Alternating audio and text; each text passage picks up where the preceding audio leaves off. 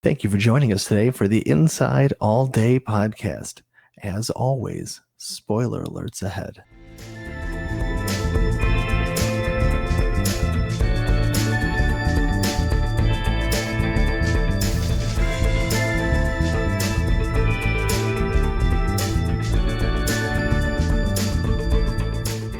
Hey, good to see you. It's been a hot second. As you could probably guess, I've been inside all day with my lovely wife Nadia sitting right here next to me. Hello.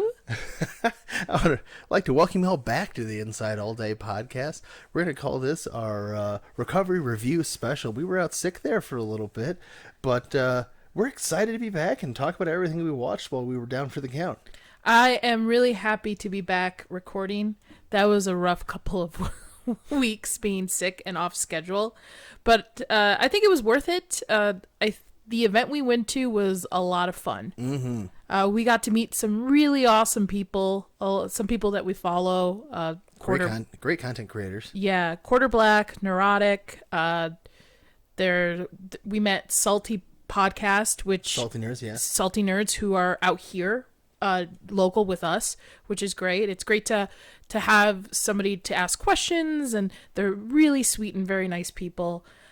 A lot of people. We met a lot of people at that event. Max, Craig, everybody. Ryan. Yeah, Ryan. Well, yeah, Friday Night Tights. Everybody. They were lovely people. Amazing. And I think we got sick there. I think that's where we got sick. But that's okay. It was worth it. It was 100% worth it. We got the con flu, essentially. Yeah, pretty much. But I'm excited to get back into it. I'm excited to cover things that we were watching while we were both recovering between naps and pseudo-consciousness and NyQuil doses. So I'm pretty excited for it. How are you doing today, Chris? Still recovering from a slight cough, but if you hear any weird edits, that's just me. Don't worry about that, guys. Other than that, I'm just excited to be back behind the mic, get this wagon train a moving again, and talk to everybody about some great stuff that we watched, and maybe some not great stuff so too. Great stuff. some okay stuff, some not so great stuff. Again, our opinion is our opinion. You like what you like. If you want to like something that nobody else likes, that's okay. Chris likes the Green Lantern movie. I always bring that up for him. I do. Listen, I have a theory. You're okay to like a bad movie as long as you understand that it's a bad movie.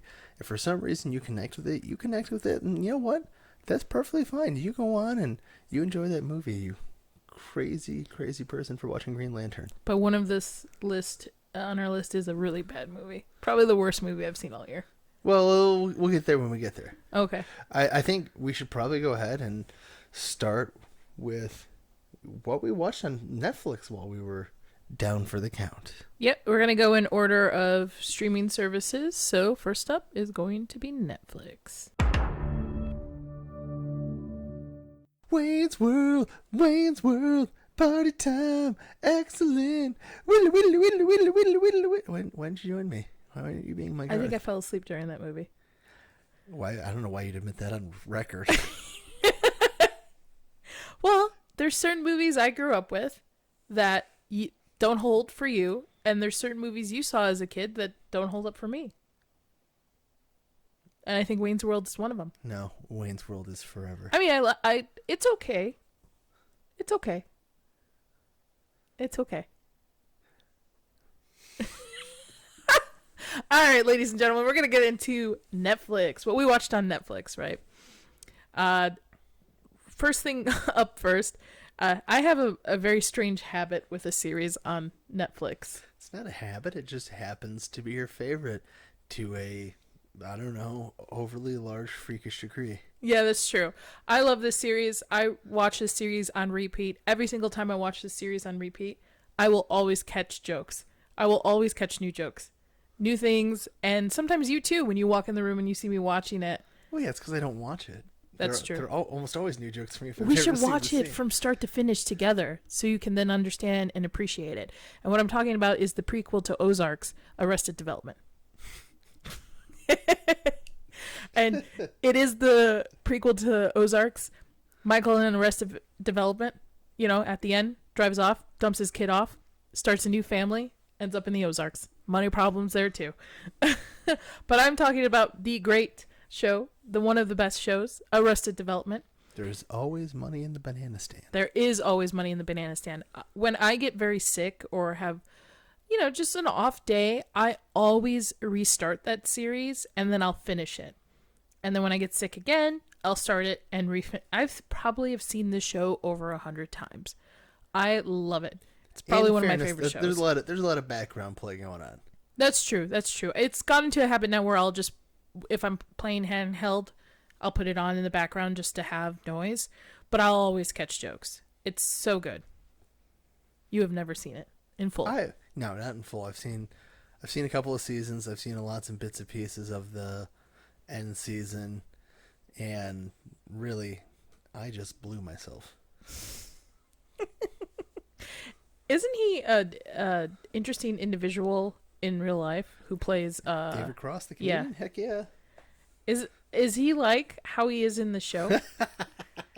Because I think you've only watched. We'll watch some of his comedy later. I think you'll find he's a little different. He's a little different. Just a pinch. Michael Cera too. A smidge. Young Michael Cera. Well, then he ages a little bit. I feel like Michael Cera. No, he aged a lot. He doesn't age. Like, he just grows a mustache, and it's not a good mustache. It's like just barely, on there. Mm-hmm. Just place. I haven't seen him in a long time. He hasn't really. He's on I think it's a TV show with Amy Schumer on Hulu that came out. He played somebody on that. But other than that, I haven't really seen. Other than This Is the End. Which he's probably the best part of that movie. He really is the best part of that movie. When I went back and watched it though too, seeing Jessica Walters on screen, and she's passed away unfortunately. She cracks me. She's probably my favorite. She's probably my favorite character. Lucille 1. Sorry, Lucille 1. She's probably the best. Just deadpans. Best comedy ever.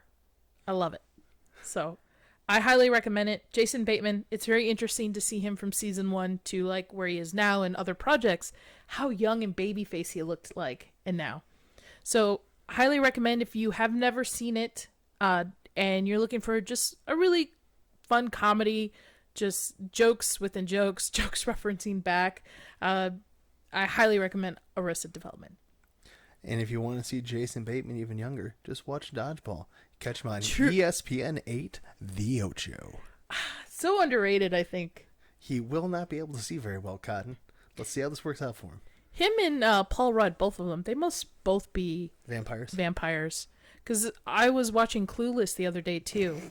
And I'm like, this guy hasn't aged. He's aged like fine wine. Like, adding a beard makes him look older. But other than that, I want to know his skin routine. What is he eating? How is he staying this young? There are some 20-year-olds that look older than Paul Rudd and Jason Bateman. Those are sad 20-year-olds, though. Yeah. So that's one thing we watched. I watched. That's what you watched. While I was in and out of naps. The other thing we were really working on Lock and Key, but man, this season's really hard to get through. Yeah, I'm just not enjoying it as much so far. I'm finding a lot of repetition, I think is the word I want. A lot of thematic repetition for the final season, and they're doing it in a way to me that has just been dull. Yeah, I will say it again. The comics are probably my favorite, probably number one in my eyes. I love Lock and Key. Such a great story, so enriching. It's just the artwork too, amazing, beautiful. The first season was really good. Second season was okay. I know they got the boot after this season. This is their wrap-up season. There won't be a season 4. So maybe they're trying to put everything that they were expecting to maybe have 4 or 5 seasons in to just wrap it up nicely. But it is hard to watch. Some of the acting is just overplayed this season. Yeah, and it could do with a little bit less singing. Yes. I feel like every episode we've seen so far. I mean, congratulations. She does have a wonderful voice. Yes. But I want to watch, fantasy mischief involving keys, not her sing. Yeah. But that's just me. That's me. I like Green Lantern. I think we'll finish it, but it's one of those like, oh, we got nothing else to watch. Let's kind of throw it on and finish it. Netflix hasn't really been putting out some winners lately. I've been a little bored. Yeah.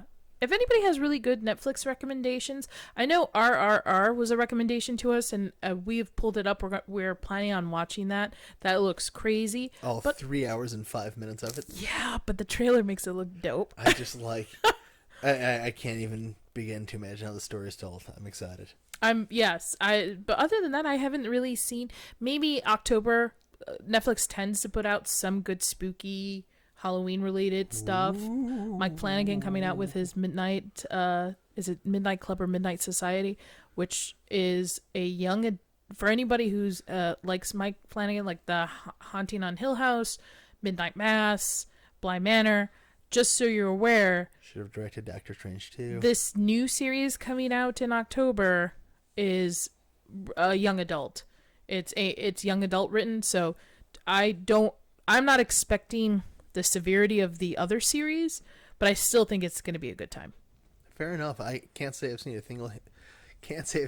single thing of his that I have not enjoyed.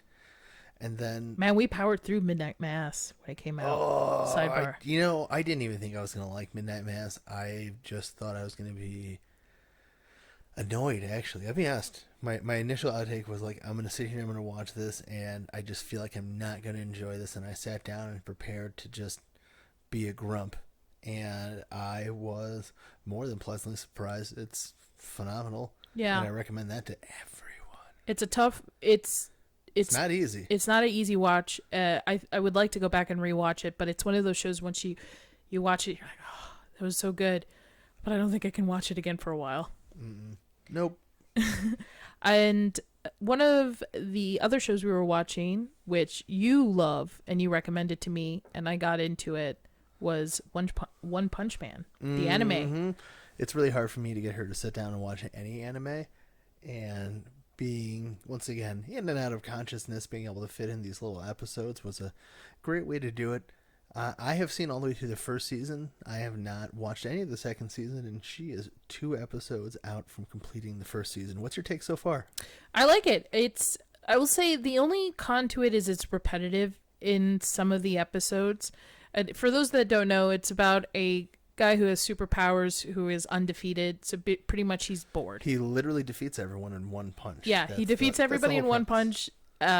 There's a super unassuming looking government of superheroes. They're classified at different levels, and even though he's classified pretty low, he physically can literally destroy anybody he goes up with one punch. One Punch Man. It's funny. It's, I would say, more dry humor than anything. Yeah, and some of the things I really enjoy about it, I love the way that there's the constant change up in the animation. Yes, the artwork, the style. That's a lot of fun. The writing is pretty dang funny, if not a little dry, but I really appreciate dry humor. I do too. I did not think I was going to like it. I was flat out. Sometimes you recommend anime to me that I'm like, not my thing. Like, My Hero is not my thing. And that's your thing. Hey, not written for me. Not my kind of cup of tea. But it was enjoyable. The only con I would have to say is that some episodes get a little bit repetitive. And I think they're filler episodes. Well, and it's not even that they're filler episodes. The way I like how they do things, because they have to, if he's going to defeat everyone in one punch, they have that, it's repetitive because he defeats everyone in one punch, but they have all the other heroes come in and fight and get wrecked, and that's how you see how the power creep goes, because you can't judge anyone off of Saitama, One Punch Man, because he's going to defeat everybody in one punch. So you spend the whole episode of him, like, distracted, grocery shopping, thinking about how his, like, I got that good coupon I'm going to use tomorrow. Just being a normal human being. Yeah, just being an absolutely normal person. And then it's like, I guess this is going on. And it's, it's after they've been fighting, the king of the, the king of the sea, the emperor of the sea? The emperor of the ocean. I wish I could remember. I apologize on that one. But yeah, and, he spends like an episode and a half wrecking all kinds of heroes from the group, and ends up just getting, like I said, one punched. One of the things I like about it is, all the other heroes who he's met is like, what's your routine? How did you get this strong? What's your secret? And he's like, I did this many push-ups, this many pull-ups, and ran, and I lost all my hair. And So it was like 100 push-ups, Push-ups, 100 sit-ups, 100 squats, and you have to run, I think it was 10 kilometers every day. And everybody's like, nah, man, come on. You'll know you're What's getting your real close. secret? You'll know you're getting close when your hair falls out. Yeah. He's like, nah, man, come on. Tell me what your real secret is. No, that's it. What? What? All these other superheroes have like cyborg arms and like fire abilities, telekinesis, all this stuff. Masters of ninja arts. And this MF is just sitting there doing push-ups and sit-ups and squats. Well, at least Man. that's what they tell you. Yeah, that's true. We don't know what season 2 will hold, but definitely recommend it. It's a fun anime. Absolutely. And then lastly, I give it 1 out of 1 punches. Now, we were talking about things. I want to take this one if that's okay. Okay. We've been talking about things, how we've been watching them in and out of being asleep, and this is one that put us to sleep. Today we're going to be speaking of things that suck. Morbius, the vampire. Oh my god, that movie is so bad. It lives up to being as bad as people. So we didn't see it in theaters. I just off bat of all the content creators we follow and stuff, everybody was just like, this is just bad. Even people who usually like spin things in a positive light, you know, are a little bit more positive with their feedback. Nah, man. All of them bad. Doesn't make sense. Has no ideas. So I was like, it came on Netflix. So I was like, Chris, we should watch it. We should check it out. We should know what's going on. And so many problems. One, dialogue doesn't make a lick of sense in some scenes. Somebody will say something, and it's almost like the editor just like cut the response and then just put a different response in, like from a different scene. And even the editing too is so bad. Like he'll be in one angle, one shot. The best and way to describe describe the whole movie is janky. Oh, it's so bad. Granted, Matt Smith is in it as the villain, and he can't even redeem head it. Dancer. He can't even redeem it. And I love Matt Smith. I think he's great. Anything I've seen him else in is phenomenal.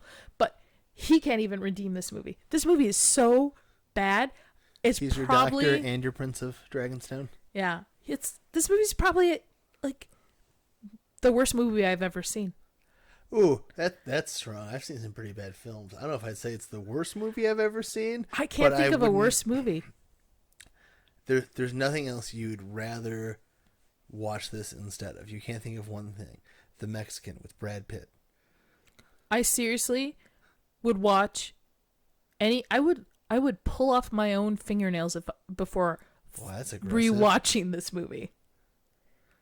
Wow, that's a. That movie was just dialogue, the way it was shot, the editing. Morbius or Green Lantern? Morbius. I would rather watch Green Lantern. I would rather watch Green Lantern for 24 hours than watch Morbius one more time. So, we now have it on record. Green Lantern, not the worst movie. Not the worst movie, but this movie is. And what's with the like 90s, early 2000 like slow motion But the bullet vampire time, like the bullet time, like the Matrix, but with like whoosh behind them.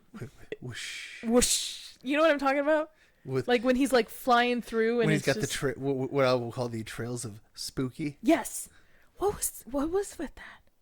I will say So you knew he was spooky. His makeup design was that wasn't bad.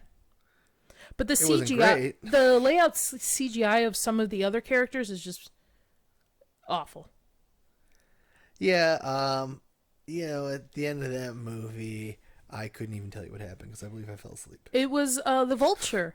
Well, which made I remember no that. sense. Made no sense. If anybody else has ever watched the other Spider-Man movies, the John Watts trilogy, knows that all the villains came to where Peter Parker was. Which also doesn't make sense of why would Peter Parker find Peter Parker? Because Peter Parker, it was the spell pulled in anyone who knew Peter Parker was Spider-Man from different universe. In every universe that Peter Parker is still Spider-Man, Peter Parker knows Peter Parker is Spider-Man. So they got pulled in. Where theoretically, the other there Spider-Man? are more Spider-Man that did not show up. Interesting. Okay. All right. I'll let that one slide. Time. But I don't understand. But it was supposed to be they go to a Peter Parker. So Vulture shouldn't have hopped, right? Yeah, no, I don't understand the Vulture connection at all. Don't even get me started on how Venom left a little piece of Venom at the end of Venom 2. I'm going to say Venom again just because Venom. Venom. But yeah, like I don't know. Sony's doing Sony things. That's true. Sony should just let it go. Let it go. Let it go. Give Spider-Man back to Disney. Because all the universe thing they're trying to do. I liked Venom. I thought Venom 1 and 2 was not bad. It's a good, like... not bad, but not great. Not bad, not great. But, yeah, this movie... Yeah, if you want to watch a really, really bad movie, don't watch Morbius because it's an awful movie. Watch something else. I don't know. I think it's enjoyable. If you go in knowing it's going to be bad, you could have, your own Mystery Science Theater enjoyably bad movie night. Or not. No, I couldn't do it. It just, yeah. I don't recommend.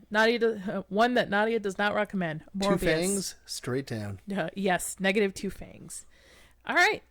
Then moving on. So that's all we watched on Netflix. Wait, didn't we also watch... We forgot. We watched Dayshift. Oh! Speaking of vampire movies that don't suck. That movie was so good. How did we not forget about that? Ladies and gentlemen, welcome to the show. Yeah. Dayshift. Highly recommend. Jamie Foxx is awesome. And the best part of that movie, it was a campy vampire, like, comedy, horror movie. Action. Really well done. Story from start to finish. Just fun. It was just a fun movie. Yeah, over the top, but phenomenal action. I loved the two Eastern European brother vampire hunters. Yes. those guys were great. And if anything we haven't said hasn't sold you so far, just know that Halloween is coming. This is definitely worth a watch. And Snoop Dogg in a cowboy hat. That's true. Snoop Dogg as a vampire hunter in a cowboy hat. Yeah, I mean, don't give away any more. And I usually don't like. Is it Franco? Dave Franco? Sometimes he's hit or miss for me in his comedies, but he was great in this one. He was terrible when he was on Scrubs, but that's because that season of Scrubs isn't real season of Scrubs, and we all know it didn't really exist. But yes, pee a little, let it dry. Dayshift, highly recommend. Yes, Dayshift, so good. It's just a lot of fun. Going expecting can't be fun. You're gonna have yourself a great time. Yeah, and it's like a traditional vampire movie. They're scared of the sun, garlic, silver, all that good jazz. Holy water. They don't sparkle. There's no like taking away from the lore and trying to make your own. All right, so then now we're done with Netflix. Yeah, and Netflixed. Okay, now we're done with it. So we're gonna move on to the Hoop. Hulu. Oh yeah, the Hulu Hoop. The Hulu Hoop. There's only 2 things we have on our list for Hulu Hoop. One is The Bear, which Chris and I loved going in watching this. Did not expect to really like this. I will tell you, number one, first thing you have to know about this show going in. If you were going to pull this up on Hulu, and if you're one of the people that will like watch a trailer first, you read about the actors that are in it, you're gonna see, it says it's a drama, comedy, blah blah blah. This thing says comedy in its description, and there are parts where you will laugh, but I would find myself hard pressed to call this anything other than a drama. And Nadia and I both really said the same thing. We both originally grew up in the Chicagoland area, and it reminded us of Chicago during the good days. Like kind of like some of the things we just remembered about Chicago. Kind of took us back with some nostalgia. Yes, it reminded me of when I was a kid and going to the Loop as a kid with my friends on the weekends, or living in Chicago for college, a little bit past that point, and going to school in downtown Chicago. It reminded me of everything I loved about growing up near and being able to go to Chicago. It's anybody who grew up in Chicago, I highly recommend watching it. Jeremy Allen White, just like I liked him in Shameless. I thought he was great in Shameless. His lip, yeah. I think he deserves an Emmy for this. I thought it was really well put together. Really, this whole show, it's well acted, it's well written, it's well directed. I mean, the everything from the restaurant that they're in to the clothing that they're wearing. It's Chicago. It's just it's Chicago. so perfectly Chicago. And if anybody doesn't understand the premise of it, it's basically about a high-end chef played by Jeremy White who went to school, who's like top guy. Like, he knows his stuff. And he comes home to Chicago after... He's literally the best. He literally was the head chef at the best restaurant in the world. Yes. Highest rated. And he comes home to take over his brother's like small Italian beef restaurant after his brother passes away. Chicago staple. Chicago staple, Italian beef, right? Hot dog, no ketchup, the whole 9 yards. So good. And just the chemistry between the cast is great. Most of the show is shot in the kitchen. Mm-hmm. Like 99% of it is shot in the kitchen. And it's just a story of him trying to take what he has learned as being a top chef and bringing it to this small kitchen and getting people organized and, you know, being able to save it so it doesn't close on them and stuff. It's really well done. Yes, chef. And just, if you've ever worked in a kitchen, I'm told this is pretty accurate to the stress of working in a kitchen, no matter what level of it. Yeah, it's I like I said, it's gonna say comedy. You will laugh. I wouldn't really consider it a comedy. Yeah, it's not a comedy. I would say it's more of a drama. I cannot recommend this strongly enough. I thoroughly enjoyed it. I was like, come on, next episode, let's go. Come on, we'll stay up one more episode. Let's go.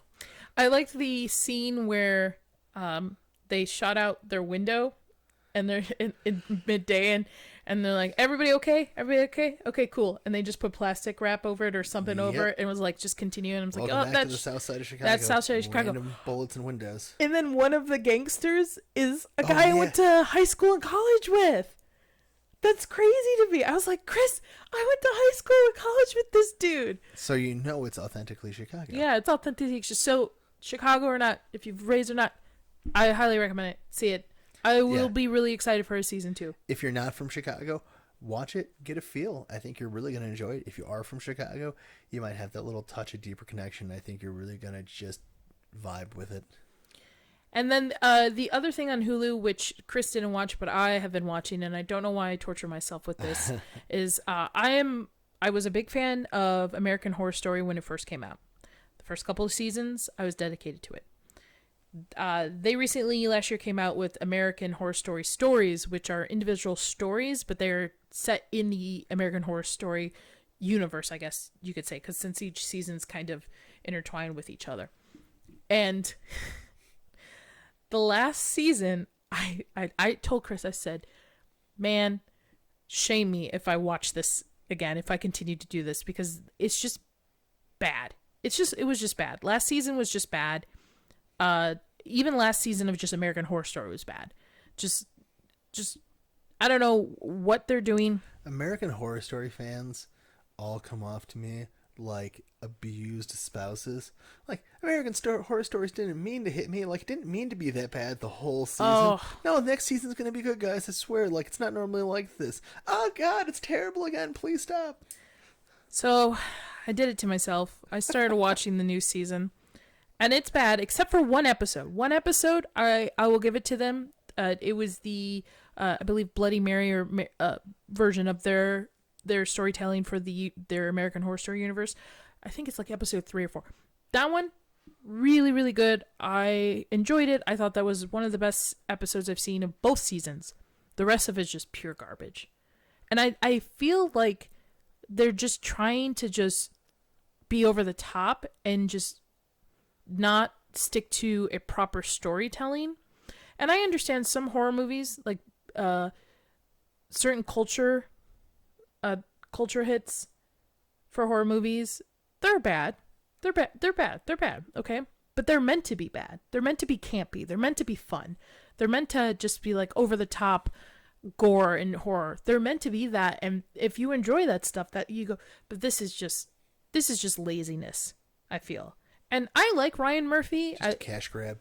I am actually intrigued about his Jeffrey Dahmer series on Netflix, but man, you're absolutely right. I think it's just a cash grab for it. So, don't recommend it except for that one episode, which was either episode 3 or 4. Bloody Mary episode. Enjoy.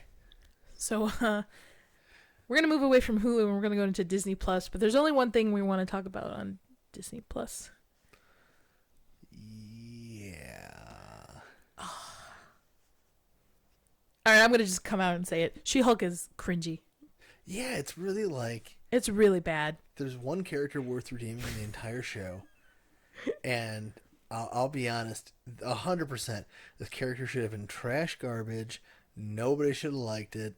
And Madison, with 2 N's and a Y, comes in and saves the freaking day. She is the only character I laughed at. Yeah. This entire time we've watched this series. Oh, is that a goblin heart? So when they announced She-Hulk first, I was actually pretty excited for it. I was too. She-Hulk's a great character. She's awesome. She's empowering. She's sexy. She like gets shit done. She's great. She doesn't blame people for things. She just like holds people by the balls and just goes for it. Yeah, my problem with the Disney Plus version of She-Hulk is that they gave her an additional superpower, which is perpetual victimhood. Give me a strong female character that doesn't have a victim complex.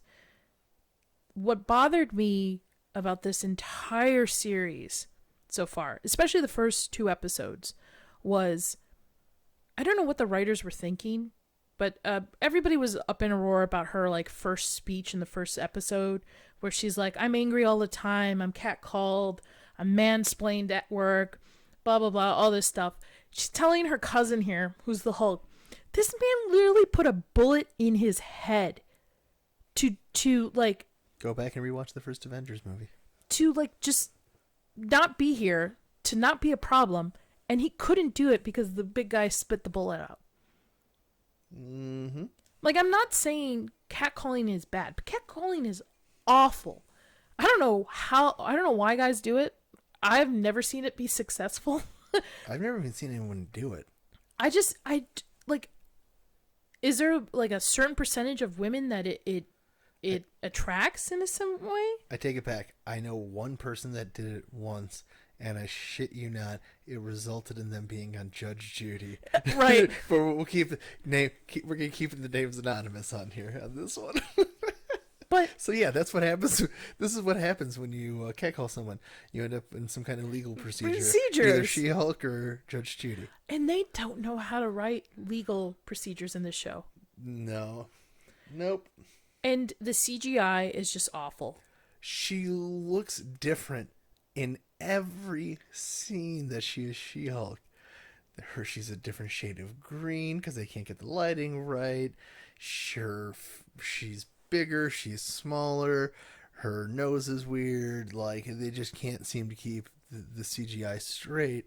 And I know they've been having, there's all those news articles that have been coming out about all the strain that Disney's been putting on the VFX houses. Yeah. But like, and I don't want to come down hard on the people who are trying to do their, I imagine everyone, regardless of how bad a show is, I like to think everyone's still trying to do their best. And it just doesn't look that way. So all of the Marvel shows we used to, when it first was announced, we were like, oh, it's Wednesday night, it's WandaVision. Oh, it's Thursday night, it's Loki. We were like, that's our plan for the evening. We're going to have dinner and then we're going to watch the show. This show, well, I will continue to watch it because I want to see how bad it gets. It's not a show that I'm like, oh man, Thursday night, we got to watch She-Hulk, unless we have something else going on. It's just, I don't know. I have a feeling none of them read a She-Hulk comic in their life. None of the writers. Because this is not She-Hulk on screen. This is not Jennifer Walters. This is somebody who blames her cousin for like saving. Well, in the comics, she didn't blame him at all. Didn't blame Bruce at all when he had to save her life. Spoiler alert, that's how it happens in the comics, how she becomes a Hulk. Like, she has some life-threatening thing happen to her, and he has to do, like, a blood transfusion, and he has to weigh out the decision of, like, if I do this to her, she's going to become a Hulk, or she dies. And she doesn't blame him. She is just always complaining in this series. Every time she's on screen, she's complaining about something. complaining either about somebody stole her name, something. But you're absolutely right. I was like, oh, this is so bad. And then Madison showed up. And Madison deserves her own freaking TV show. No. Madison and Wongers. She needs a trilogy. She needs a trilogy, yes. I want to know what happened to Madison in that other world. I really want to know. Out of all the jokes that have been coming out about Madison coming out in that episode, I think my favorite is what I like to think is the real fans have been coming out. There was all that like, oh, WandaVision, Mephisto this, Mephisto that, and now people are like, Madison is Mephisto. That explains why she had a goblin heart in her hand and she's just completely unfazed. I'm like, Madison is more than Madison. I like Put Madison. Me in that camp. She reminds me of my sister, Dina. Dina, if you're listening, you should watch it because that's definitely you. You don't even have to watch the other episodes. Just watch that episode. And if you have to Google search it, it's once again Madison with 2 N's and 1 Y. But you don't. But it's not where you think it is. So I would say She-Hulk does not get Inside All Day approval. I mean, we are going to finish it. We will keep talking about it.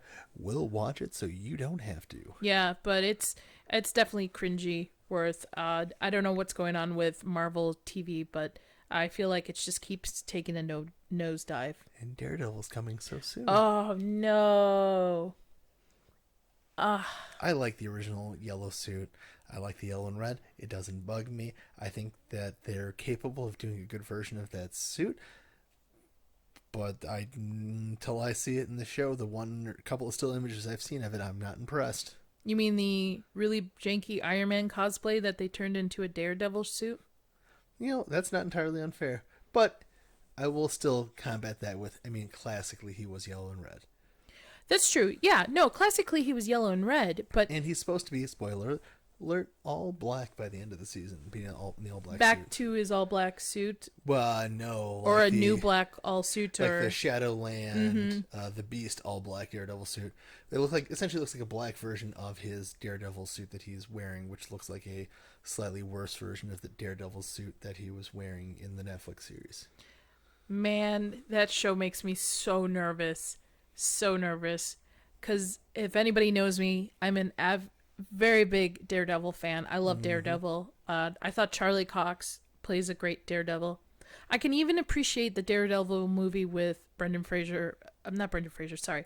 Ben Affleck? Ben Affleck. Why did I say Brendan Fraser? I don't know, but I want to see a I would love, in his prime, a Brendan Fraser Daredevil. That would have been better. That would have been amazing. Anyway, I can appreciate that movie one of my favorite for movies. all the problems that were on set for it and what it was. But Netflix... Some people like Green Lantern, some people like Daredevil. The Netflix show was so good. It was so good that my own dad, who doesn't like superhero movies or shows, could watch it and appreciate it for what it was. Because it was written by really great crime writers for the show. And just everything I've heard about the new show coming out for Disney Plus just makes me nervous. I'm sad that they're relaunching him, which means, obviously none of the Netflix stuff is going to be canon. I'm sure they'll lean on it a little bit, but they're going to do what they did to Kingpin, and they're going to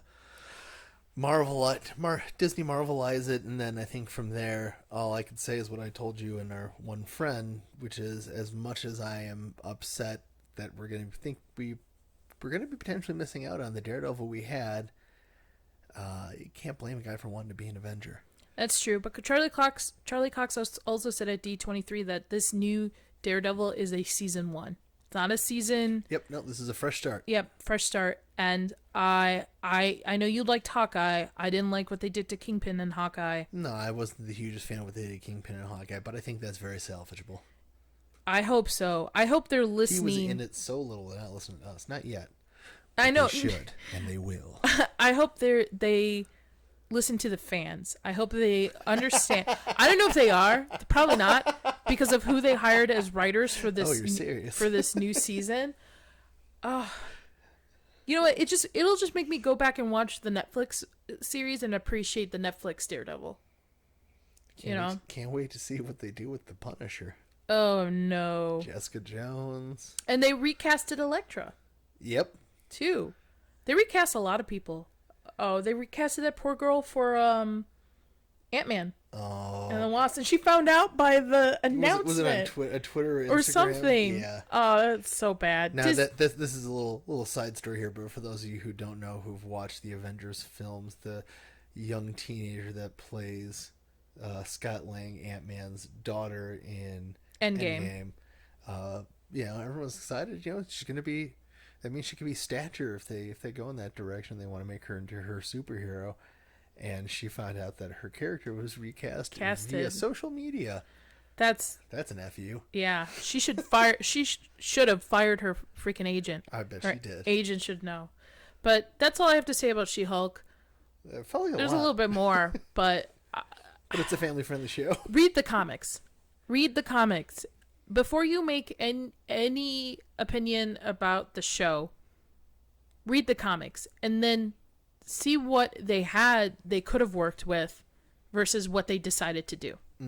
And form your own opinions. If you're enjoying it, that's great. Like, again, there's something. Madison was probably the best thing I've seen on it, but read the comics. That's all I got to say about that. Would you say read the comics? Read the comics. Read the comics, guys. All right. Heard it here first. All right, we're going to move into what we watched on Amazon. All right, guys. Rings of Power is a piece of shit. Yeah. I'm just going to say it out front. All right. We're going to go into a Nadia tangent here. Oh, Nadia tangent. Look out. When Amazon bought Lord of the Rings, and they didn't buy all of it. They only could buy a certain amount of it. Everybody was like, okay. They bought the table of contents. Lord of the Rings series coming out. This is going to be fun. And I think they had original writers, and the estate was helping, and then I believe it's his son, Christopher Tolkien, passed away. Yeah, and then they decided they were going to spend, what was it, like $30 million or something per episode? Well, it's supposedly the whole series is $1 billion, but you have to take into account like 20. I think they're considering that $25 million around there was the rights for it. Mm-hmm. And they had original writers, but they were let go. They snubbed Peter Jackson. Like, Peter Jackson wanted to help, and they're like, no. Not returning that dude's calls. Yeah, I think they're going to find that was a mistake. But so coming up until Rings of Power came out, the internet has been up in a roar. I have never seen such a divided camp as the Rings of Power. And which makes it really sad. I wish there was a show that could bring everybody together like WandaVision. No matter where you were on any type of political, moral, whatever difference you had. No. There I knew people that didn't like WandaVision. Say like Pokemon Go. There was like 72 hours of utopia. Or that too. There's something that would bring everybody together. But Rings of Power really divided people up until it premiered. Because there was a lot of talk of what was going to happen. The trailers, the Days of Our Lives Entertainment Weekly trailers where all the characters, the costume choices, just overall. Okay. The bad CGI. Fair enough. We went in with a somewhat positive, like, okay, let's see if it's bad. And it's bad. No, it's bad. I want to be honest. I didn't go in positive. I had low expectation based on everything I had seen and things I had heard. And they are destroying Tolkien lore. Hashtag not my Middle Earth. Not my Middle Earth. They are just, from the characters that they did decide that are part of the lore to keep, to just how poorly the costume designs are. This is supposed to be a $1 billion show. The haircuts too. Most expensive show ever. It's boring too. It's so boring. There's nothing exciting about it. And just, I really don't want to finish it. I really do not want to continue to watch this. It is a dumpster fire. And my thing is, Amazon, if they wanted to make a fantasy series, take out the Tolkien Lord of the Rings, just make a fantasy series. Call it what you want. And then spend $1 billion on that, and you're going to have way less feedback. Yeah. Or I should say, way less criticism from Tolkien in terms fans. Of feedback. Yeah, because this is just nowhere near what Tolkien did. And then the writer or the director came out and said, "This is our story now." And I'm like, what a pompous, arrogant thing to have said. I think I'm so amazing that I am going to add on to what is considered one of the greatest stories ever written, and I'm going to make massive changes, and anyone who disagrees with me is wrong, because this is our story now.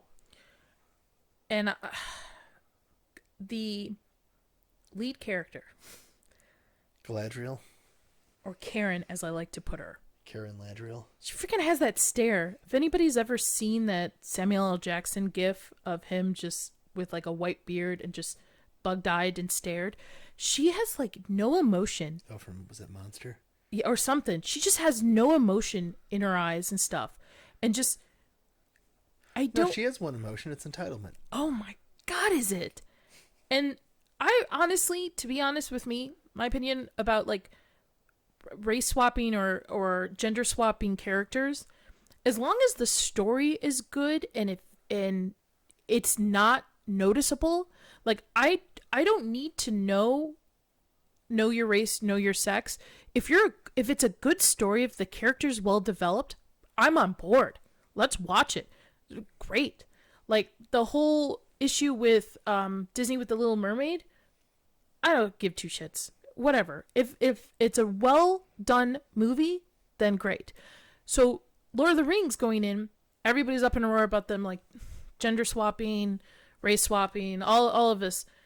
But even besides that, they're all really bad characters. They're all poorly written.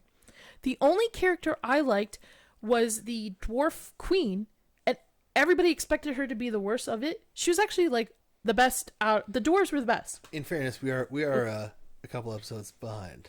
The dwarves are the best, though. So far. As far for as us, we have gotten. But I don't think I want to continue. From what I have seen of the following episodes and from the first two, they were just so freaking boring. I don't want to waste my time on an hour show that I'm not entertained by.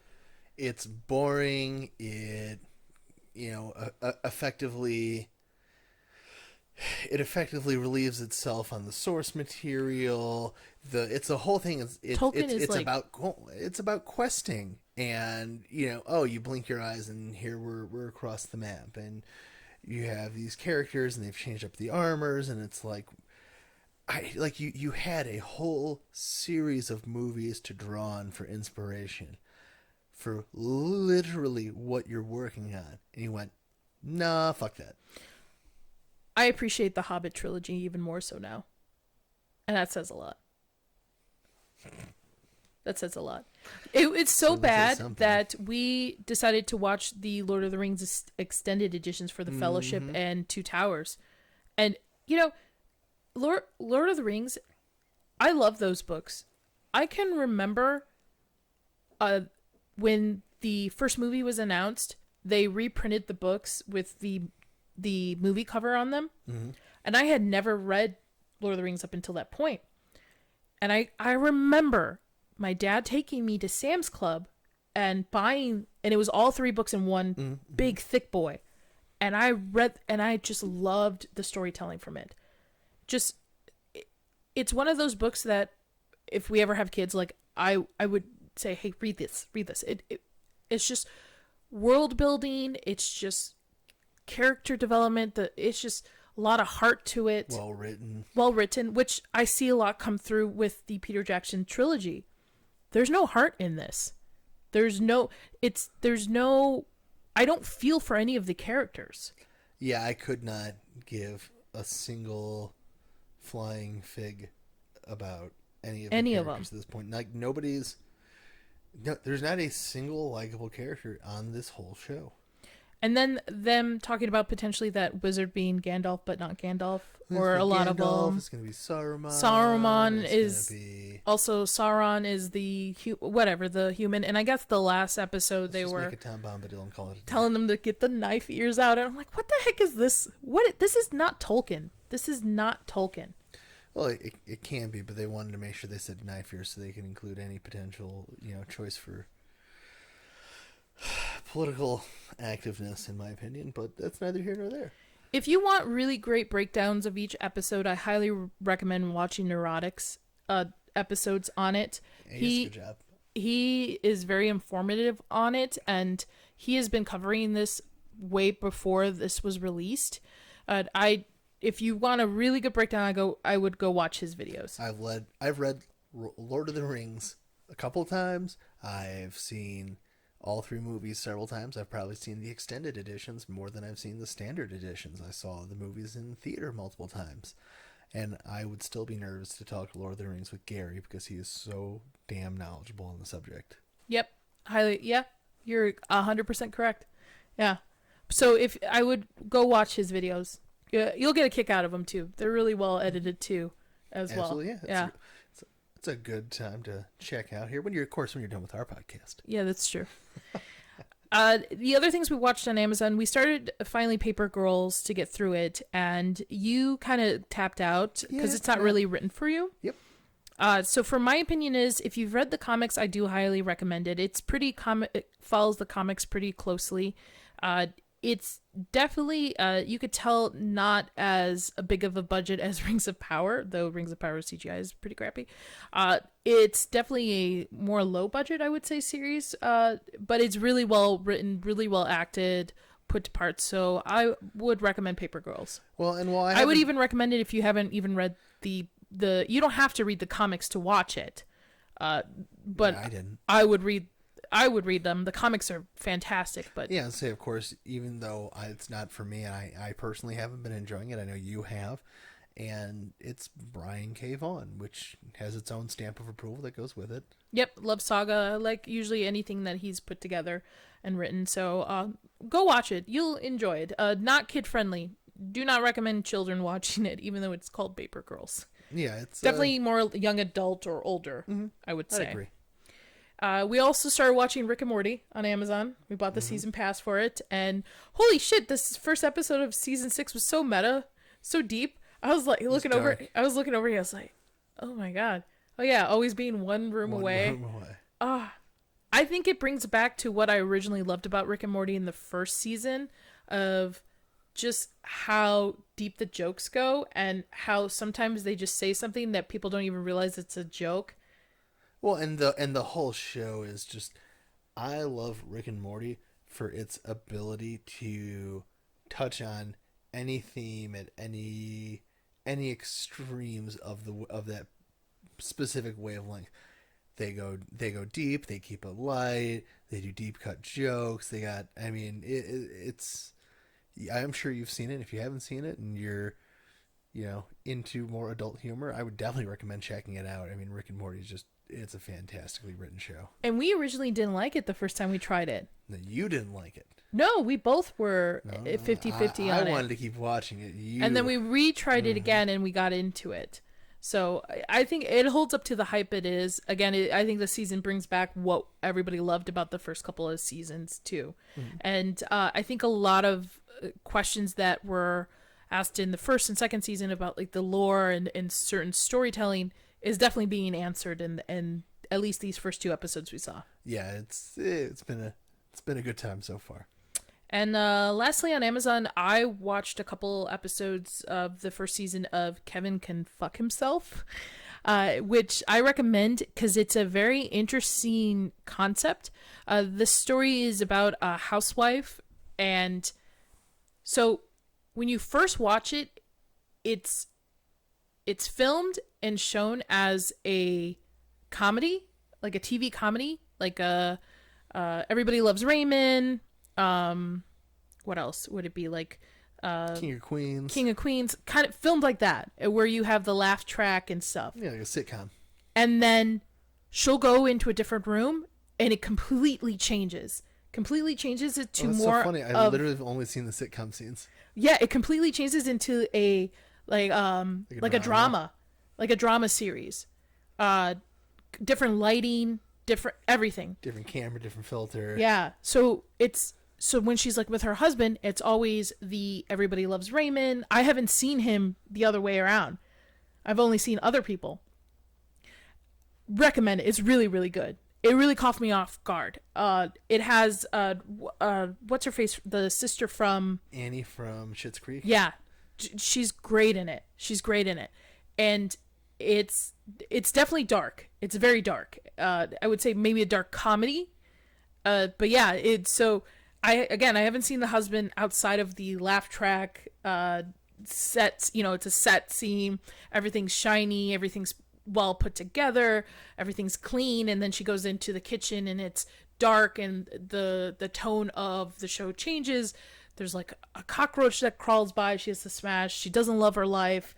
She wants a new life, you know, and stuff. Just, I don't want to give too much away because if I say too much of it, it'll give away the whole series, or at least the first season. But go watch it if you want to try something different. Fair enough. And then we're done with Amazon. That would be Amazon. That's everything we watched on Amazon. So we're just telling you where you can go see these. Yeah, that's how we're just breaking them down. And now we're going to go ahead and end with... not end. We got Apple. Oh, right. I forgot about Apple. My apologies. So Chris and I have never watched Apple TV before. And then when we changed our phone service over, we got, 3 free months to check it out? Something like that. Yeah, right. Holy cow, Apple does some really great shows. Yeah, no, we've been very pleasantly surprised so far.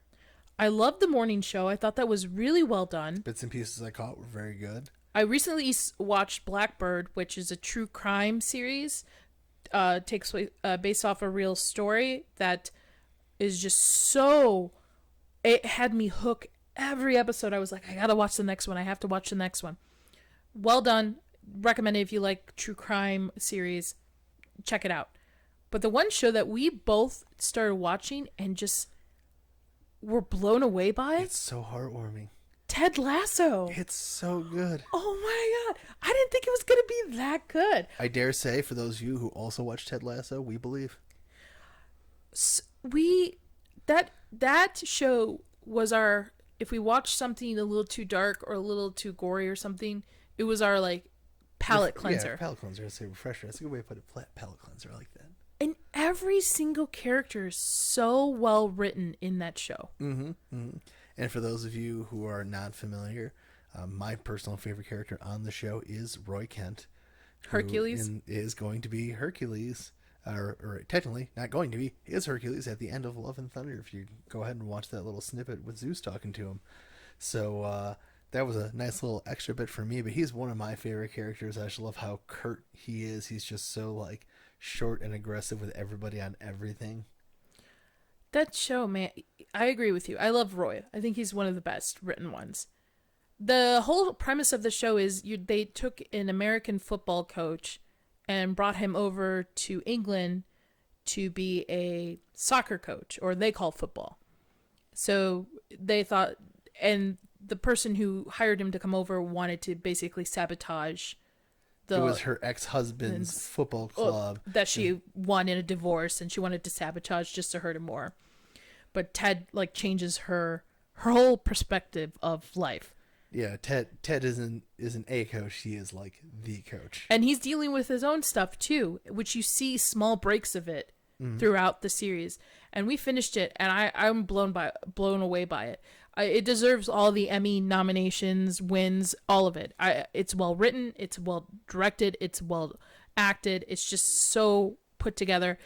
If you've been thinking about giving it a try, give it a try. Give it a try. Give it a try. And oh yeah. Again, it's a great palate cleanser. If you want to just have something warm and fuzzy feeling after you watch something maybe a little bit too dark. Season 1's a little bit lighter than season 2, but season 2 is still heartwarming and excellent. Yeah. Just go watch it. Just go watch it. And then lastly, the last thing we've been watching to keep track of. House of Dragon. House of Dragon. Did you expect it to be as good as it is? You know, I'm not as caught up in the hype as everybody else. I'm enjoying it. I think it's good. I just think everybody thinks it's the sun, and I just think it's a good show.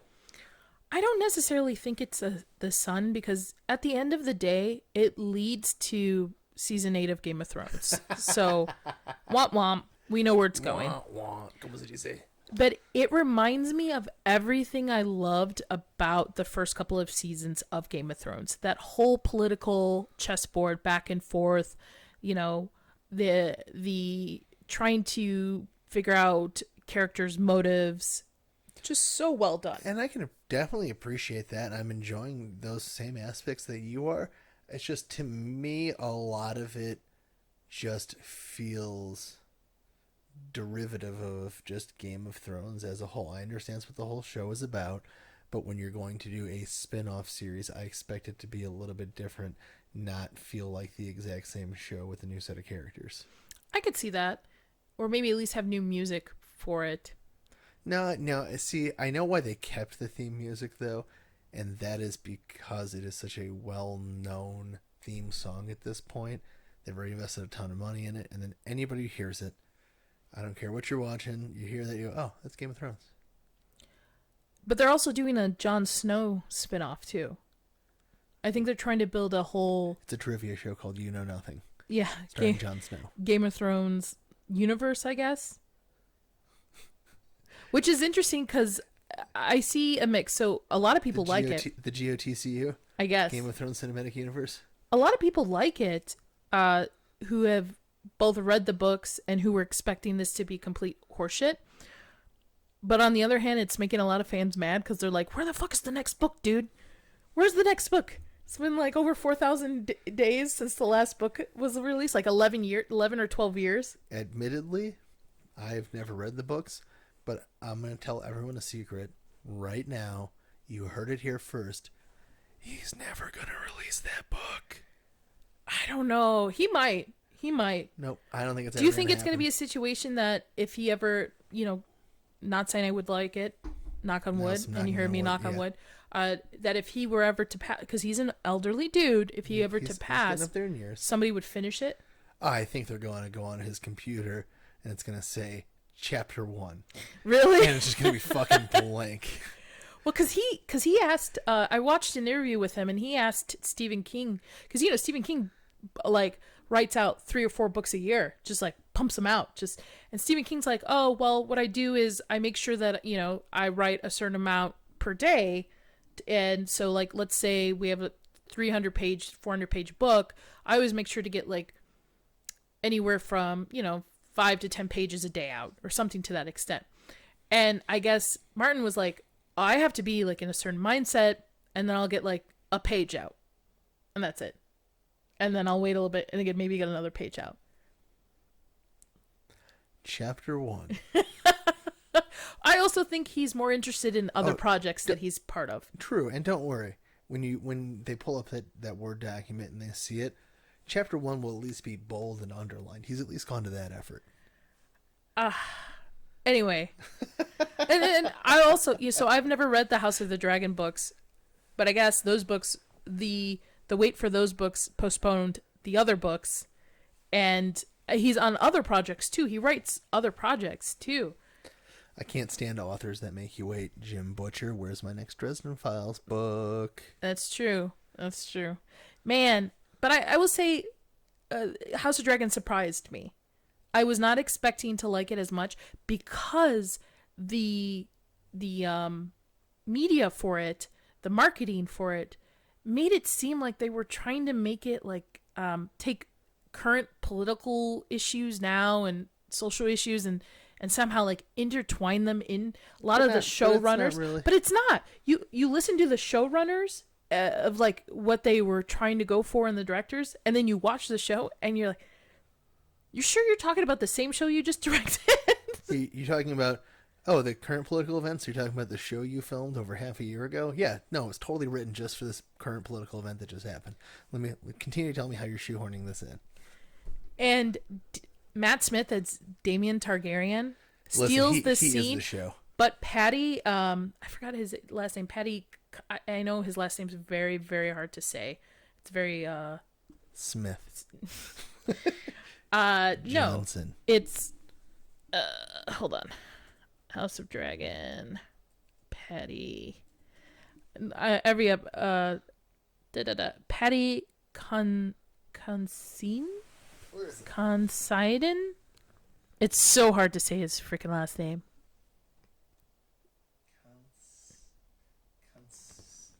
Anyway, his name is Patty. Let's just go with that. Considine? As King King Viserys. King of the Iron Throne. I think he is amazing in that part. I think he does a really good job. I don't have any problems with him there. I'm I find the whole show so far very underwhelming. I think the only scenes that I'm enjoying have Matt Smith in it. Oh, especially spoiler alert! This Huge whole thing is spoiler. spoilers. Well, yeah, but spoiler alert for House of Dragon. If you've gotten to this point and you haven't seen the last episode, or any of it, turn off now. The fight, the battle scene with him, because he didn't want his brother's help against the crab feeder. He was like, "Fuck this! I don't want my brother's help." I'd literally rather sacrifice myself. Yes, that was dying and trying. So well put together and so shot, and I never expected Matt Smith to be a combat person or play a combat character. No, I mean, he fought people with a sonic screwdriver. That's true, but I do the same thing with my pen. Intense stare, go. That is one of my favorite scenes was when he got the letter, he opened it up, the oversound of, King Viserys is like, "Hey, I'm sending stuff to help you guys. I wouldn't want anything to happen to my brother, like, haha, you need my help." I'm sure he didn't mean it that way from how King Viserys' characters developed throughout so far. I generally think he just wants his family to be happy and wants everybody under the same roof and just wants things to be good. He doesn't want there to be war. So he's like, "Hey, I'm going to help you." And Damien's like, "Huh," and beats the crap out of the messenger and then was like, "Fuck it, I'm going to go after this guy." And the whole battle scene with him. And then when he goes and disappears into the cave and comes back with half of the body of the crab, Dark Sister just sliced him in half. Oh my god. And normally I don't like shows that do that, where they do something off camera and then you've got to, but that was well put together. That was well done. Yeah, we didn't need a drawn out duel. Yeah. Just looking at the two of them, you always knew who was going to win that fight. And all the memes that are coming out for this show have just been fire, especially the last episode with the whole Daemon and Rhaenyra and the whole incestual Targaryen thing going on here and stuff. There's a lot of it in the books. Martin has a big obsession with incest and stuff. Maybe because back then, because it's based off like medieval times. He's just projecting. Is that very common? I don't know. Jeez, maybe. Well, no, it's not uncommon for it. Back in like medieval times, it's not uncommon. Far less uncommon for nobility to kind of keep it in the family, as it were. Kind of keep what they would have called keeping the bloodline pure, or as we would have called it, keeping the chromosome count off. But there have been just some fire memes of it on it. I love it. I like everything about it. This episode today that we'll watch will be the last episode of the younger Alicent and Rhaenyra. Mm-hmm. It's going to jump 10 years, which is interesting to me. This show does time jump very well. Because like between the either episode 2 or 3 was like 4-year jump. When she was going around trying to find a suitor, she was actually on that for almost 2 years. And it writes it so well that you don't really notice like a big difference with the time jump on it. So I recommend it. I give it a solid 8 out of 10, I would say. I'll give it a 7.5. I'm not too far behind. CGI is great. The dragons look great. Mm-hmm. Everything looks great on it. I hope it continues. I think they're already lined up for a season 2 at least. Wouldn't surprise me. But that would be it. That's everything we watched while we were down with the sickness. Nice. Excuse me, I have to cough. Ooh, wah. No, but yeah, I mean, it was a little bit of stuff that we got through for sure while we were in and out of sleep. But we did also recently each pick up a game.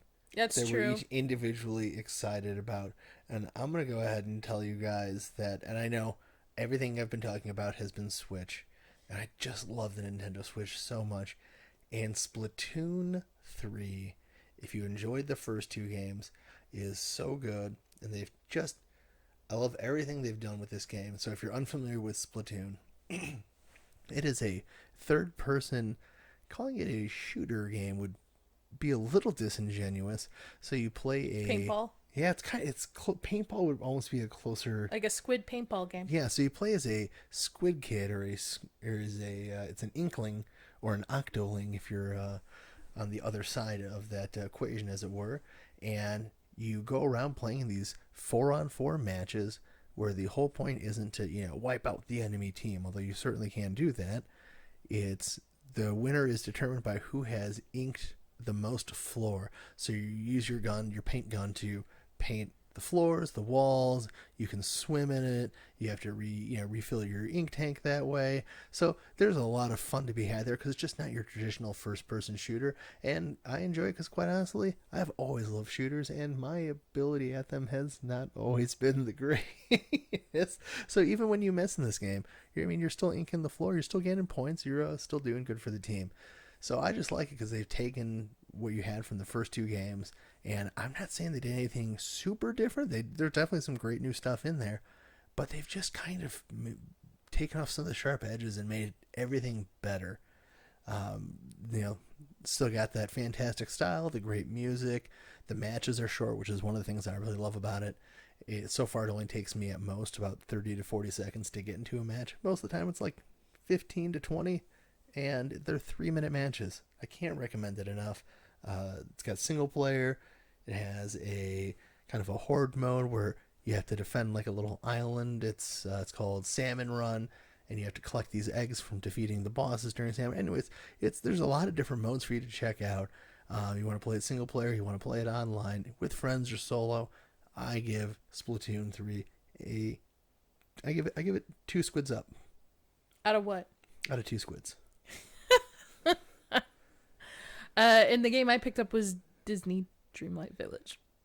She loves Animal Crossing. She couldn't help herself. And I picked up Ooblets. And Ooblets?